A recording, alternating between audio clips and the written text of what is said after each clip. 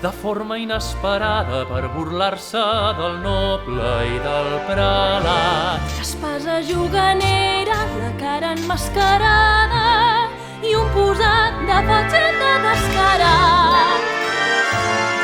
Es presenta als palaus, s'esmuny dins de les festes com que va disfressat, ningú el coneix. I es compten per dotzenes els duels i les conquestes, quan el volen atrapar desapareix.